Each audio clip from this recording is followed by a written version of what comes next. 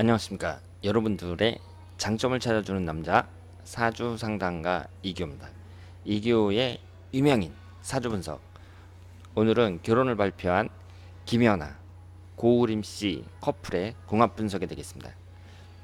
김연아 씨는 여러분들도 잘 아시는 것처럼 우리나라의 피겨 요정이고 가장 관심을 많이 받는 스포츠 스타라고 볼 수 있는데요. 결혼을 발표했습니다. 그러면 두 사람이 궁합은 잘 맞는지, 결혼해서 잘 살 수 있는지 사주학적으로 분석해 보도록 하겠습니다. 이 궁합이라는 것은요, 우리가 흔히 생각하기를 두 사람이 잘 맞는지 안 맞는지 맞춰보는 거, 이것만 생각하는 경우가 있는데, 일단은 각자의 사주를 잘 분석을 해봐야 돼요. 특히 궁합이니까 각자의 이성운은 어떤지 이런 것을 분석을 해보고 두 사람이 잘 맞는지 1대1로 맞춰봐야 된다. 이렇게 생각을 하시면 되겠습니다. 그런데 김연아 씨나 고우림 씨나 제가 사주 구성을 보니까 이성운이 그렇게 유리한 사주 구성은 아니다. 이렇게 말씀을 드릴 수 있습니다. 그 이유는요. 일단 김연아 씨의 사주를 봤을 때 경혼형 갑신월 계유일 이렇게 되어 있는데 김연아 씨가 남자를 나타내는 관성운이 없습니다. 여자가 남자운이 없는 거잖아요. 그랬을 때에는 남자로부터 애틋한 사랑을 받기가 쉽지 않다. 이렇게 봐야 됩니다. 물론 3주만 보고 말씀을 드리는 거예요. 시주를 안 봤으니까 시주를 모르니까 3주만 봤을 때에는 어떨지 모르겠으나 이 남자를 나타내는 것이 토기운이거든요. 3주에는 토기운이 없습니다. 그리고 여자의 이성운을 볼 때에는 자식운도 같이 봐야 되거든요. 그런데 자식을 나타내는 게 갑목이란 말이에요. 이 갑목이 갑경충으로 극을 당하고 있습니다.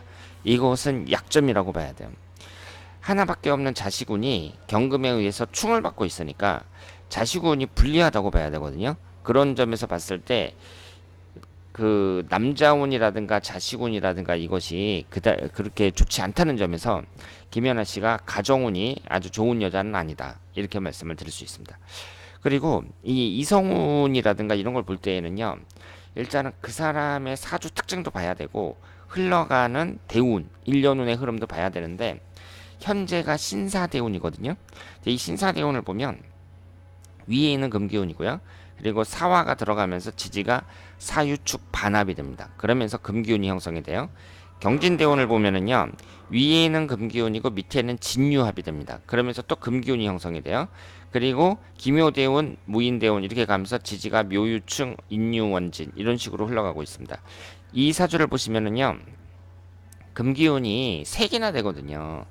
그래서 3개나 되는 금기운이 이 사주의 기신일 수밖에 없는데 대운의 흐름에서 금기운이 계속해서 강해지고 있거든요.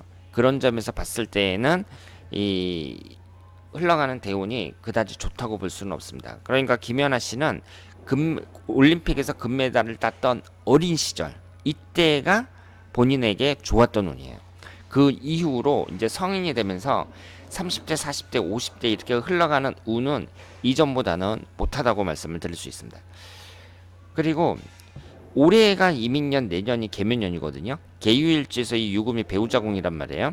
근데 올해가 원진살, 내년이 묘유충 이런 식으로 흘러가면서 이성운이 안 좋습니다. 특히 올해 결혼한다고 하셨는데요. 결혼하는 해가 원진살이 형성이 되는 때거든요.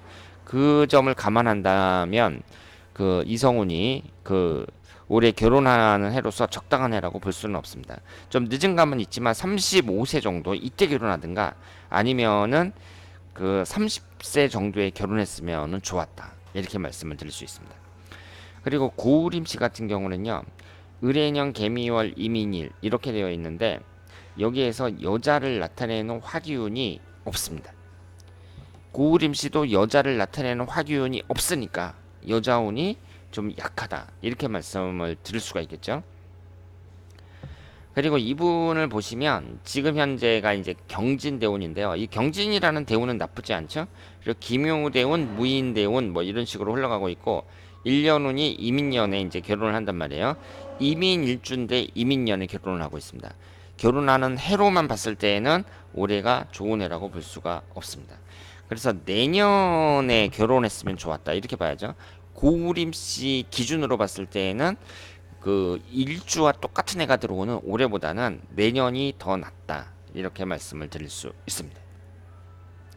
그러니까 두 사람의 각자의 사주 구성을 봤을 때에는 각자 이성운이 없다는 거, 그런 것도 그렇고, 그리고 1년은 자체가 올해가 결혼하는 시기로 두 사람 다 별로 안 좋은 거예요. 그러면 두 분의 1대1 궁합을 한번 보도록 하겠습니다. 1대1 궁합에서는 장단점이 뚜렷한데요. 우선 김연아 씨가 계유일주고 고우림 씨가 이민일주인데 인유 원진살이 형성이 되고 있습니다. 원진이라는 것은 이성운이 안 좋아지는 걸 말해요. 이것은 마이너스라고 볼 수 있습니다. 그런데 고우림 씨가 없는 금기운을 김연아 씨가 확실하게 채워주고 있습니다. 이것은 장점이라고 볼 수 있죠. 이 오행의 구성을 봐서 서로 부족한 걸 채워주는 이런 것이 좋은 궁합이라고 볼 수 있거든요. 이 점에서는 부족한 걸 채워준다는 점에서는 점수를 줄 수가 있습니다.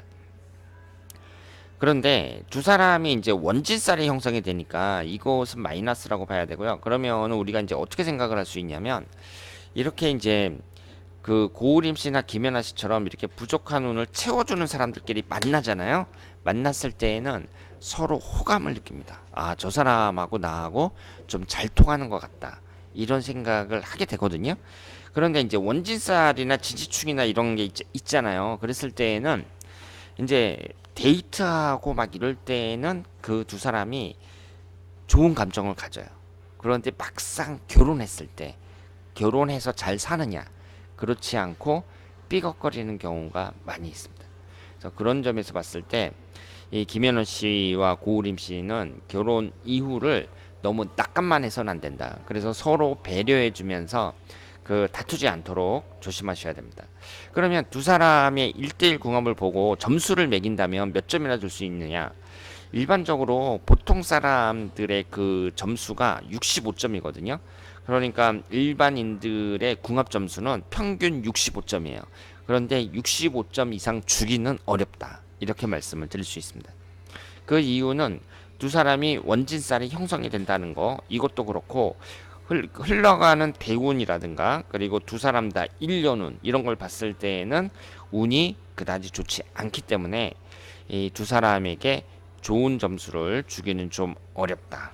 이렇게 말씀을 드릴 수 있겠습니다.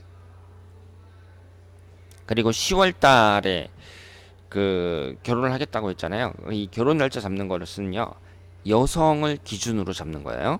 그러면은 10월 달에 경술월이니까 지금 경금하고 술토가 들어오는 이 10월 달 정도가 뭐 결혼하는 시기로 봤을 때는 그렇게 뭐 나쁘다고 볼 수는 없습니다. 그러면 제가 이제 말씀드릴 수 있는 건 뭐냐면은요. 두 사람이 결혼을 하잖아요. 그러면 1, 2년을 조심해야 돼요. 두 사람은. 왜냐하면 특히 김연아 씨 입장에서 올해 운 안 좋고 그리고 내년 운 안 좋고 그렇기 때문에 그리고 고우림 씨도 올해 운이 안 좋잖아요. 그래서 결혼해서 올해하고 내년하고 신혼하고 그 다음에 그때를 특히 조심해야 된다. 이렇게 생각을 하시면 되겠습니다. 그래서 처음에 1, 2년만 잘 넘기면 한 5년 이상 그 흘러가는 1년 운이 좋기 때문에 5년 이상 문제없이 살 가능성이 높아요. 처음에 1, 2년 이상 1, 2년 정도만 잘 넘기면 그래요. 그렇기 때문에 두 사람은 일단 처음에 결혼해가지고 신혼하고 그 결혼 초 이때를 조심해야 되는 그런 궁합이다. 이렇게 생각을 하시면 되겠습니다. 자, 그러면 오늘은 김연아 고우림 커플의 궁합 분석이었습니다. 대단히 감사합니다.